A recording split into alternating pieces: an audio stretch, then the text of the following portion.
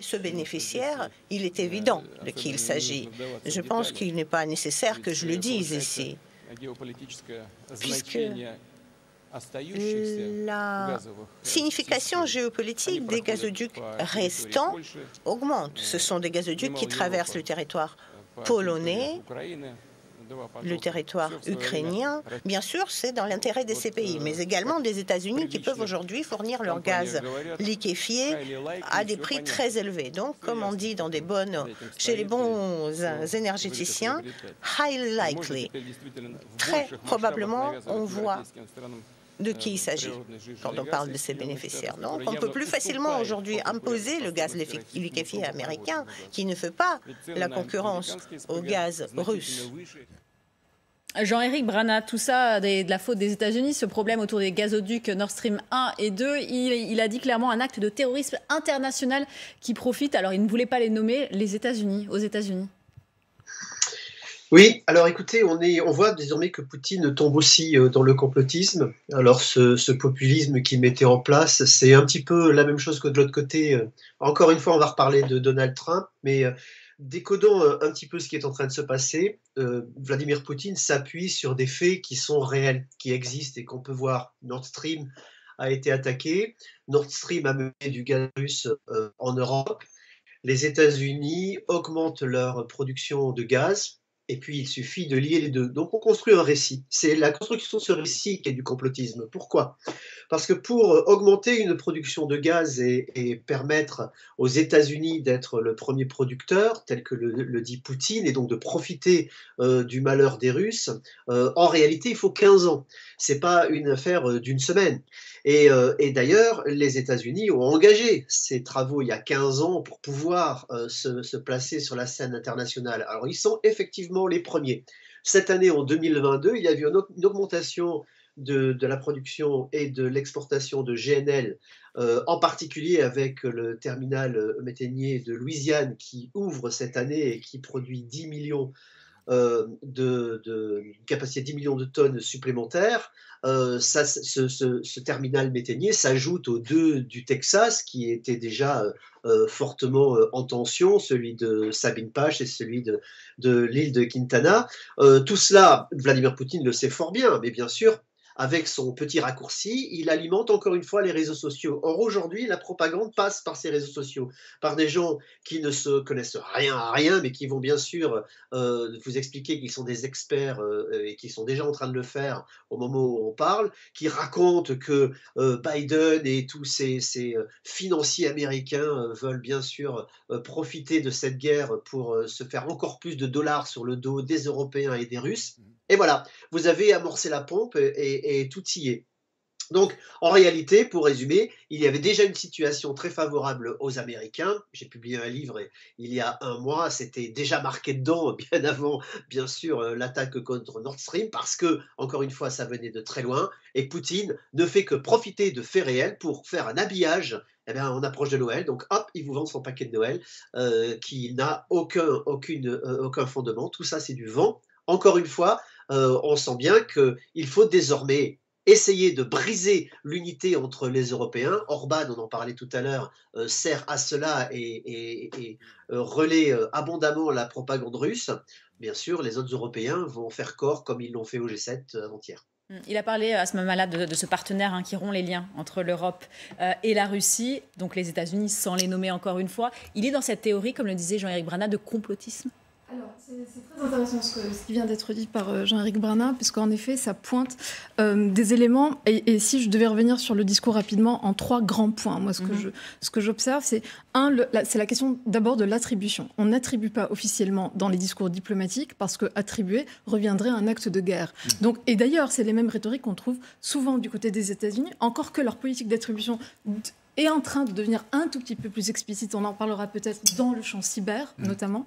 Donc, la formulation, ce n'est pas simplement de ne pas dire ou de dire, on tourne autour pour éviter aussi une surescalade. Ça, c'est le premier point que je note. Le deuxième point, qui a été explicité, c'est en fait très malin ce que Poutine est en train de faire. Il est en train d'injecter les nouveaux éléments du narratif russe qui vont être repris sur les réseaux sociaux. Mais une fois qu'on a dit complotisme et réseaux sociaux, on n'a pas dit grand-chose. Quelles sont les cibles? Ce sont évidemment les influenceurs et les complotistes européens, donc une partie de l'opinion publique occidentale qui va être heurtée par la crise énergétique cet hiver. Et donc en fait, il est en train d'alimenter par les premiers éléments de désinformation. Et ensuite, il le dit aussi de façon implicite, l'Afrique.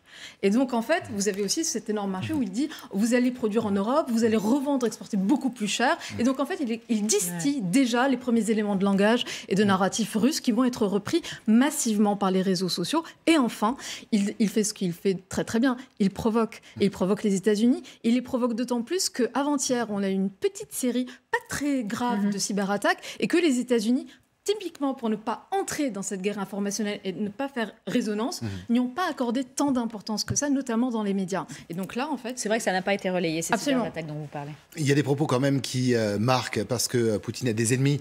Alors, il y avait l'Occident, bien évidemment, l'OTAN, les terroristes maintenant, et les États-Unis. Alors, les États-Unis, justement, je voudrais bien qu'on voit ça ensemble, parce qu'il dit qu'en fin de compte, les États-Unis, quelque part, font tout pour briser l'entente entre la Russie et l'Europe. Tiens, l'Europe redevient l'ami de Poutine.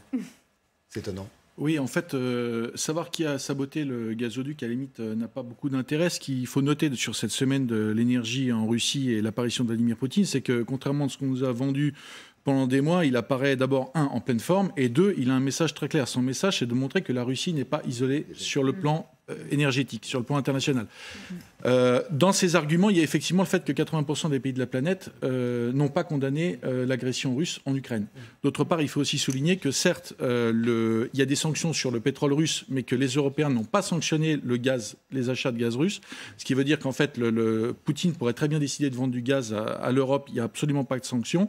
Et puis aussi, les Russes ont augmenté leur livraison de gaz et de pétrole, notamment à l'Inde et à la Chine. Ça, c'est très très important. Enfin, dernier point, il concerne l'Arabie Saoudite. Au mois de juillet, on se souvient que Biden, contrairement à ce qu'il avait dit dans sa campagne présidentielle, en stigmatisant l'État saoud et la dynastie saoud, en fait, est revenu faire amende honorable en Arabie Saoudite pour recréer des liens et isoler la Russie de l'Arabie Saoudite. Et qu'est-ce qui s'est passé il y a quelques jours? Eh bien, il y a un accord entre la Russie et les Saoudiens sur la question du pétrole. Donc, le message politique de Poutine, il est très clair. La Russie n'est pas isolée, et un message à destination des populations européennes à l'approche de l'hiver, c'est en gros, nous sommes prêts à vous vendre du pétrole et du gaz, il n'y a absolument aucun problème, ça dépend de l'indépendance, du degré d'indépendance de vos dirigeants par rapport aux États-Unis. Alors, transition toute trouvée, on va l'écouter, la balle est dans le camp de l'Union européenne, nous dit en quelque sorte Vladimir Poutine, regardez. La Russie est prête à fournir ce gaz, donc la balle est dans le camp de l'Union européenne. Si ils le souhaitent, ils peuvent ouvrir le robinet, tout simplement. Et je répète, nous ne limitons en aucune manière nos partenaires. Nous sommes prêts à fournir de l'énergie durant la période d'automne-hiver.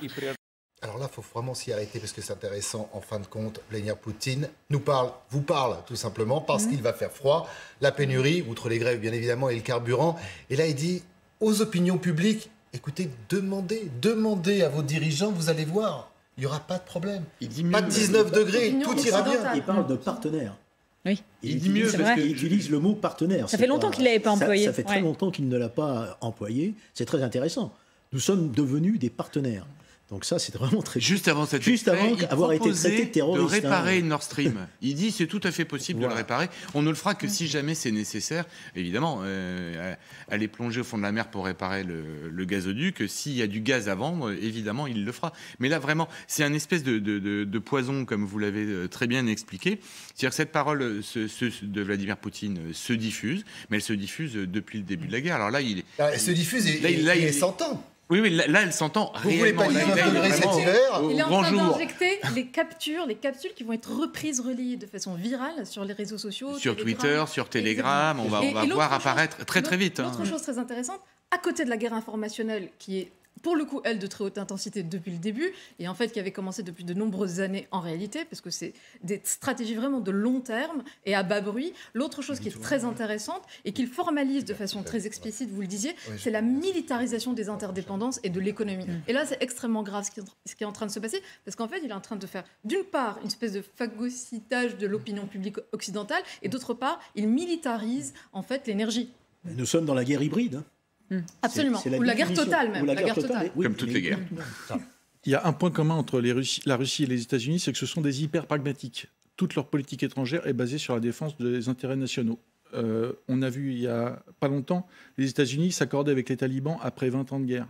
Donc c'est vraiment, je dirais, il y a un jeu de ping-pong entre les deux, et les Européens sont coincés parce que les Européens effectivement ont des principes qu'ils souhaitent défendre et des valeurs qu'ils souhaitent partager et dans le monde, et on a de l'autre côté deux géants, deux monstres hyper pragmatiques qui sont évidemment sur le secteur énergétique en concurrence et peut-être même en guerre économique. Jean-Éric, juste d'un mot, le coin enfoncé entre l'Europe, devenue amie de la Russie, et les États-Unis.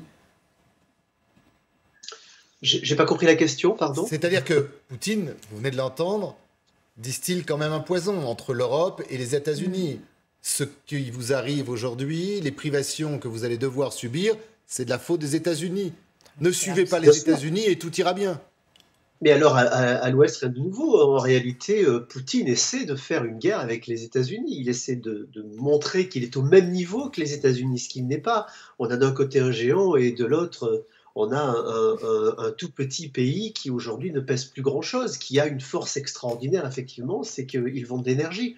Et à l'arrivée de l'hiver, cette énergie, ça a été abondamment dit sur le plateau, elle est importante. Et dans l'immédiateté de cet hiver, bien sûr, les populations qui ne sont pas intéressées par les problèmes géopolitiques ne vont voir qu'une chose, c'est qu'ils auront froid et que ce sera très cher de pouvoir se chauffer, si jamais même on a les moyens, ou même si on peut le faire, parce qu'on n'est même pas certain d'avoir suffisamment pour le faire, on aura peut-être des coupures, on nous l'a suffisamment dit. En jouant sur cette peur et sur cette tension, Poutine essaie de se donner un beau rôle, mais lui, il est gentil, il ne veut vraiment pas le mal à quiconque. Restez avec nous, Jean-Éric Brana, on vous garde encore. On va évoquer aussi ce que disait Vladimir Poutine il y a quelques minutes sur l'explosion du pont de Crimée. 4 jours après, voilà comment il voit la chose. L'acte terroriste arrivé sur le pont de Crimée est une autre confirmation de cette réalité. N'importe quelle infrastructure est en péril. Le régime de Kiev organise des purifications ethniques, organise des meurtres de civils, organise des tortures de civils. Ils publient eux-mêmes les preuves de leurs méfaits, ensuite ils les effacent, mais il est trop tard. Qui sont derrière ces sabotages sur les gazoducs Nord Stream? Qui est derrière? Eh bien, c'est celui qui souhaite que les liens entre la Russie et l'Union européenne soient définitivement rompus.